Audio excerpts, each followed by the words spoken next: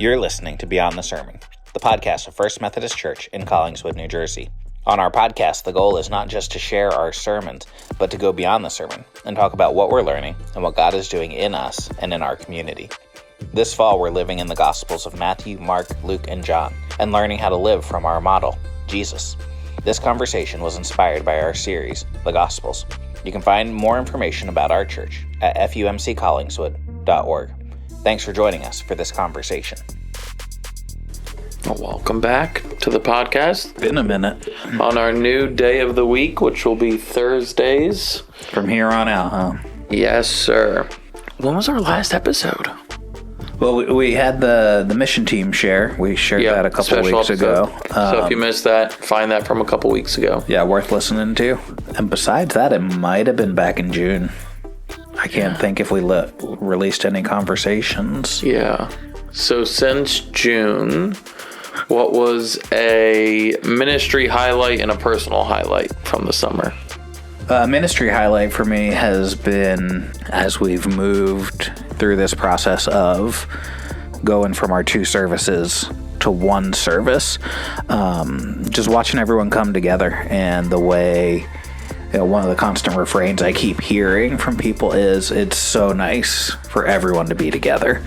And to me, it finally feels like we really are one church. I've always felt that divide between the first service and the second service. Yeah. And hopefully, as we continue in this pattern, those walls would continue to break down. Yeah. Yeah. So that'd be a ministry highlight. And personally, I'd say Meg and I took a couple days and went up to New York City here towards the end of August. And we just had a great time together. Boys were in different places and doing different things. And in New York on their own? No. We left them in New Jersey. Yeah, just to get a couple days. It was just to be together, to have all kinds of good conversations, to make memories together, to just see things in New York that Meg had never seen before. Yeah. It was a great time. I got two more stadiums ticked off my stadium chasing bucket list. Was a trip for you and Meg, but it was really a baseball trip disguised as a... I mean, yeah. We did plan it around those things. So, what about for you? What are your highlights this summer?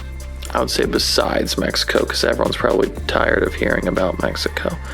We had a book club running through the summer with some of our youth. It was an optional thing where they could pick a book, a Christian book, and they read it, and every time we gathered, they would share what happened, what stuck out, and pose a question to our group, and while we ate snacks and whatever, and the books were good and fruitful for them, but then it also led to like a really good dialogue, and it just made you feel like you read a whole bunch of books in a summer, which you really only had to read one, which I like because I hate reading. Personal... Well, this is still Mexico, really, but how was it to have your kids in La Pamilla? A mess. No, it was... Because that was the first time you took... Yeah, it was the first time I took either of them. Either of them. Yeah, it was the first time either of them had been to Mexico. So everyone in the village has been dying to meet them in person. And when they got acclimated with someone, it was great and like everything I'd ever dreamed. Mm-hmm. But... it takes some time for toddlers to warm up to people. So when you're going to like new environment and new people every few hours because of all the invitations we have, never really gets a chance to warm up. Yeah. And that's tough. A lot of the social life is at nighttime. Like church starts at 7 and then you hang out and do stuff afterwards. Mm-hmm. And their bodies never adjusted. So they were asleep by 5:30 and right. Awake from 4 to 5 in the morning. So then I was up at 4 to 5 in the morning with them. And staying out late and then at night. Staying out late with it and then doing team stuff all day. And then so... it's going to be a few years till we go back, but I'm very glad that we did it. They were incredible during the travels. They survived 5 hours on the plane. They survived 6 hours of busing. Mm-hmm. And like maybe on the way down, maybe whimpered for 30 seconds, Jack. Yeah. And that was it for the whole thing. So nice. Very, very blessed. But yeah, so that was a win in certain aspects. But everyone was so happy. And then every time Theo was like upset and throwing a fit, they were like, just like when Jeremy was a little. I was like, great. Well, I'm glad they're taking it with not being offended at how upset he was at certain times.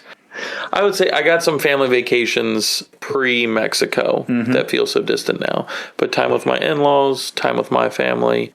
My family vacation is always extremely refreshing. Yeah, rejuvenating for my soul. And this year, the time with my in-laws was also that. And I'll edit it if I think Rebecca doesn't want that out there. I was going to say, what's he going to say here? Both were very nice this year, and I'm very glad it all worked out. And so as we start getting back into the swing of things with the podcast and school schedules and life and all of that kind of comes with September, explain the series we're doing now. I know it connects with something happening outside of our church, but why go with what Wake Up Call is doing? So what are we doing and why? Yeah. This fall, we're taking a solid 3 months in the Gospels. And there have been different times in preaching schedule here where we've focused in on maybe a chunk of a gospel or certain themes within a gospel, like we did the I Am series during Lent one year from John and those kind of things. But when Seedbed started talking about doing their daily devotional from one chapter a day in the Gospels over the course of 89 days, it started to resonate with me, and the idea of just encouraging our people, not just in our sermon series, but throughout the week, to engage with these stories from the life of Jesus. I quickly realized that this is where God was leading us. And so I was grateful that Seedbed, announced that in enough time that we could make the plans and encourage people to sign up. And listen, it's a challenge by choice kind of thing, right? Like, you might come and you're just listening to the sermon series or maybe this podcast. You can also read the one chapter a day. You can add in the daily devotional from Seedbed. And I think a couple of the Sunday school classes, I think the youth and the conversation class are both also taking some chunk of what we're reading during the week and talking about it in their Sunday school class. It's just a great opportunity because Jesus is right smack at the center of Christianity, right? If he's not, it's not Christianity. And so what better way to get to know him better, to see more of the example he left us, than to spend this time in the Gospels. Yeah. I'll forewarn for this whole season, if you want to call it, of the podcast, of what I'm studying in seminary. So when you hear me referencing stuff, you already know that this semester we'll be studying, now that you're a part of this for free, we'll be studying church history. And as I've started the class, it's great because it's not just what historical events happened within the church. Yeah. We're also going into the history of Christian thinking and the history of theology. And so it's all of that will be popping up from time to time, probably most definitely within our conversations. Now you're speaking my language, Jeremy. It's great. I love this stuff. And we don't have time today to go over everything that I'd love to talk about. But I love to look at the history of Christianity and the intellectual history of Christianity and how the thought processes that were coming in from the world around them enabled them to think deeper thoughts about who God was and created a context where Christianity could be planted and take root and build upon what God was doing. And so within that class, the professor is provided an extra credit And so I'm obviously take all the help I can get. And it's one of his own books, Jesus the Stranger, by Ken Collins. Yep, by Ken Collins. And it's kind of covering the fuller picture of Jesus, not just we like Jesus for this part or this part, but each little section covers like what he was teaching on, what he was experiencing, what was going on that he was speaking into. And so I think our series that we're doing is going to be just an exceptional opportunity, if the people take it up, for them to really get to meet with Jesus in a way that maybe they've never holistically done within their church life / personal walk life. And I'm sure that when we're gone next week for the Seedbed Conference, that we can thank J.D. Walt in person for what he's doing. But as you talk about like your love for the history of Christian thought and how the early church fathers, like, okay, this is what we know for sure. This is what we all agree upon as we're establishing the early church, intentionally or unintentionally, depending on the time and place and people. Heresy is not just that it goes against the Bible. It goes against the agreed upon tradition from the early church fathers. And yesterday, essentially, you were walking a line. Yeah. You were walking a line, and people, if they misinterpret or hold a certain view of another area, could think that you were on the edge of entering into heresy. Not a great thing for a pastor to do, to fall into heresy. Give us what you thought was borderline heresy, why you don't believe it to be so, and why you thought it was important enough to get close to that edge from the pulpit. Well, let me start by saying, I think when we look at the history of Christianity, we look at particularly, like, we'll say the first 500 years. That's kind of broadly accepted as early Christianity. Sure. Within that time, there were any number of times when someone, a leader within the church, kind of rose up with a contrary view that came to be called heresy. And almost across the board, it had to do with the nature of Jesus. Almost entirely. So you had like the Arians, who followed a pastor named Arius. And Arius taught that Jesus wasn't God. He was the first creation of God, through whom then God created everything else. So their mantra came to be that there was a time when he was not. Because it says he was in the beginning. Right. That's the beginning of earth and physical creation. Sure. But Arius took that to be that there was a beginning even for the Son. Gotcha. And so, so when you get to the Council of Nicaea, from which we get the Nicene Creed, that's when what we call orthodoxy, right belief, established that, no, Jesus was not created. He is uncreated. He's begotten of the Father in some kind of eternal way. Yeah. But that he always coexisted as part of the triune God. And so did the Spirit. So that's just one example. There's all kinds of other ones, like Marcionism said that there was actually a split between the Old Testament God and the New Testament Jesus. And so we see this angry, vengeful God in the Old Testament who was supplanted by this God of grace and love in the person of Jesus. And so, Marcion wanted to cut the Old Testament off from Holy Scripture and all those kind of things. Some people do that. And some people practically are Marcions. all kinds of things like that. Modalism, which said that, the God... You're going, Tom. Get back to the question. All right. I was trying to buy myself some time. Yeah, nice try. But now I'm deep down the rabbit hole.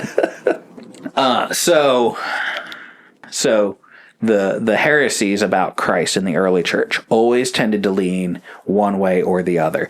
Either that Jesus was really God and not really human, or that he was really human, but he wasn't quite God. Mm-hmm. And I think in the American church, at least in my own experience, it feels like we've leaned toward he's really God. Mm-hmm. But maybe he's not quite human. He's superhuman. He's something other than he's God 100%. In a human package. Yeah. Wrapped up in flesh. He's got a human body, but his mind, his will, his heart, that was all God. Yeah. And I don't think that's quite captures what the church has taught about the incarnation. That Jesus was 100% God and 100% human. And that's just really hard to wrap our minds around, because we can't have 200% of something. Like, it's mutually exclusive in our limited thinking.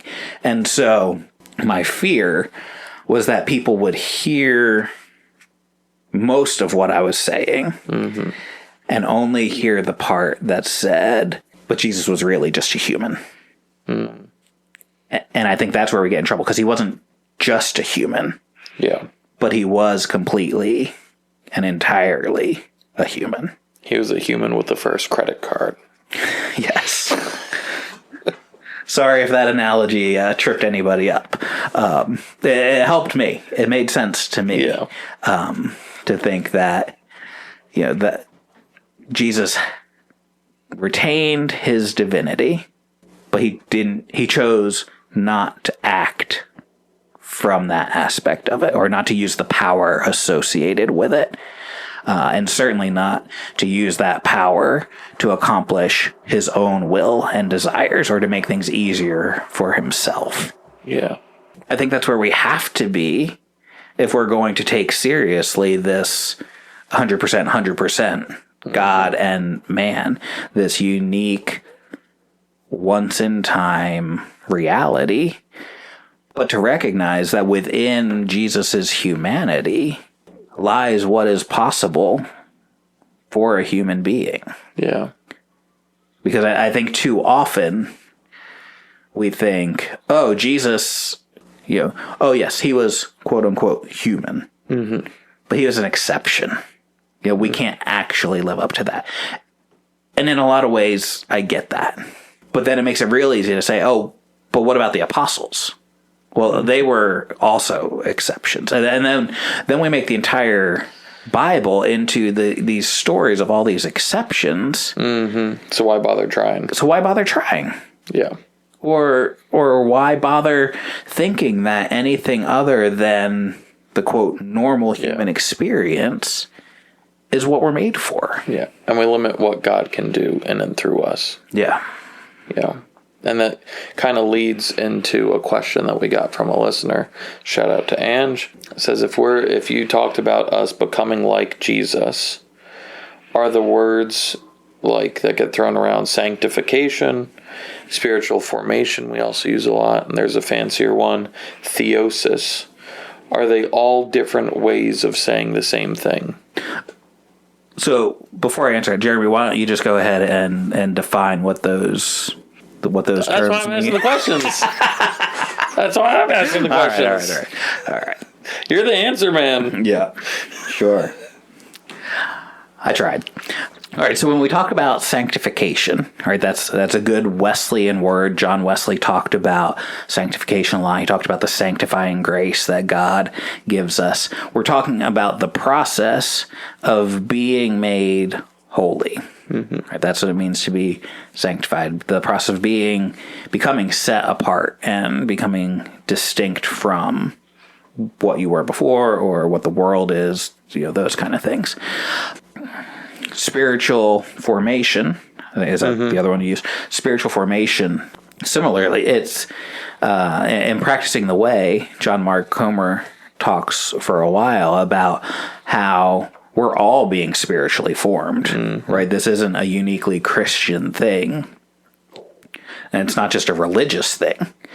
Even people who don't practice a religion, they're outside the church, all that kind of stuff, they're still being formed spiritually by the spiritual influences all around them, whether they recognize it or not.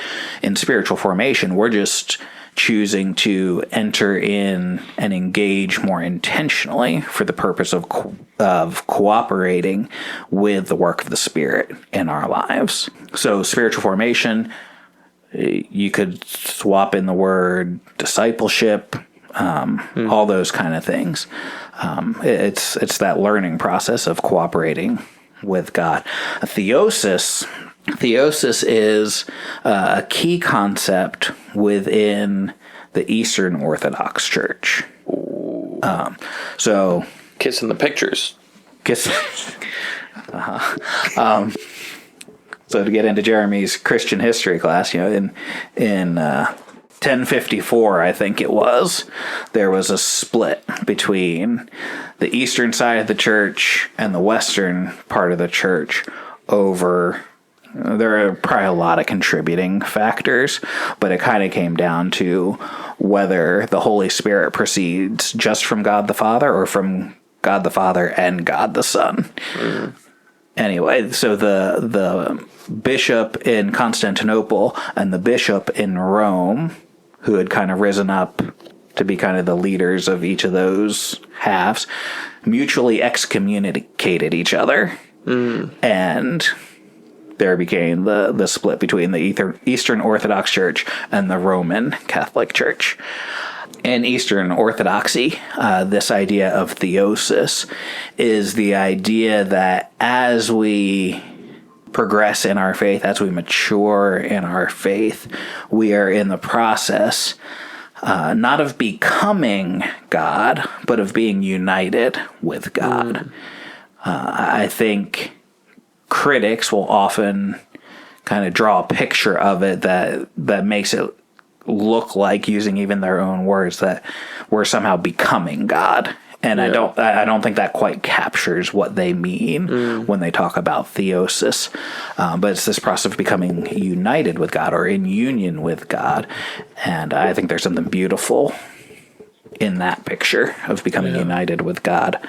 I think there are nuanced ways of talking about what maturity in our faith looks like.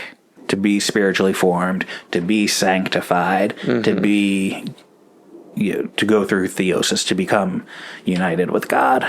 I think they're probably more similar than they are different in their core concepts. Yeah. But the way they get talked about, the way they get worked out, are a bit different.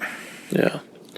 And then the last is kind of a hypothetical. It hurt my brain hearing it, reading it, but I'll throw it out there. So if Jesus is, in your thing, always following the will of the Father, if during the temptation, which was the majority of Scripture from yesterday, if during his temptation in the desert, he decided to go against the will of the Father and give in to one of the offers the devil makes, would that split the union of the Trinity? And was it even possible? Like, that's my question. Like, is it even possible for him to not? Like, if it's 100% human, then that means that there's a possibility of falling short. Yeah. So then he couldn't be God. Then he couldn't be 100% God. That's where I think that mystery comes in. I don't know that we can explain it away, but I do somehow think that it had to be possible for Jesus to choose other than the Father's will, or else he wouldn't have really been human, right? And the temptations wouldn't have really been temptations. They would have just been kind of window dressing. But if he wasn't able to actually choose those things, then it wasn't really temptation. And what was really accomplished through it? Yeah. maybe Satan didn't know it wasn't possible, so he tried anyway. So then that means we do go down the rabbit hole of, let's say, he chose not to. But he didn't.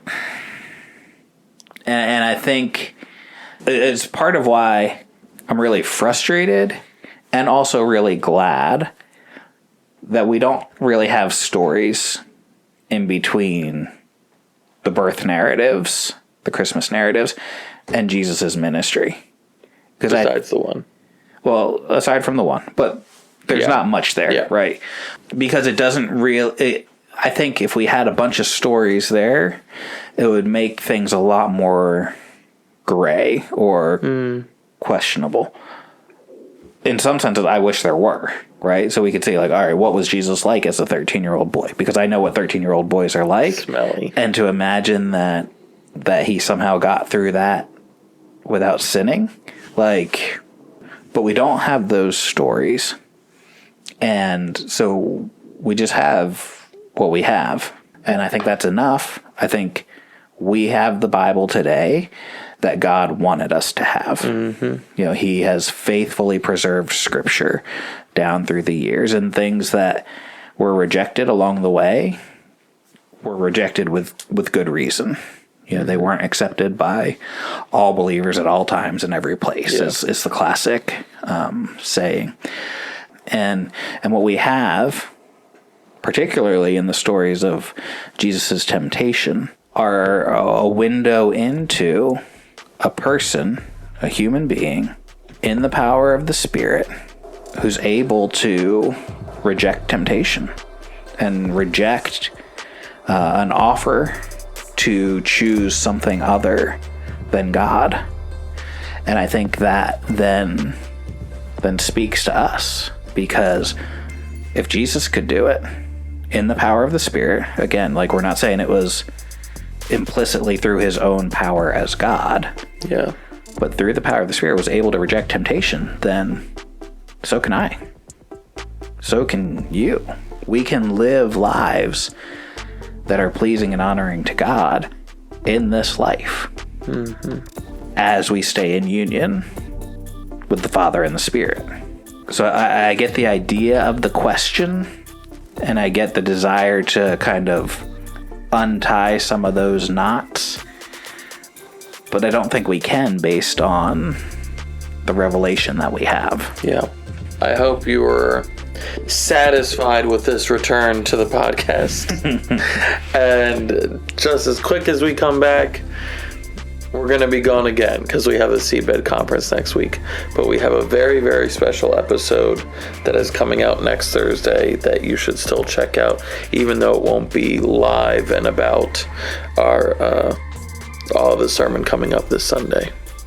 Well, that's our conversation for today. But that doesn't mean the conversation is over. We'd love to hear your thoughts on these topics as well. To ask a question about anything we've discussed in this episode, or to join the conversation, you can head over to fumccollingswood.org/podcast.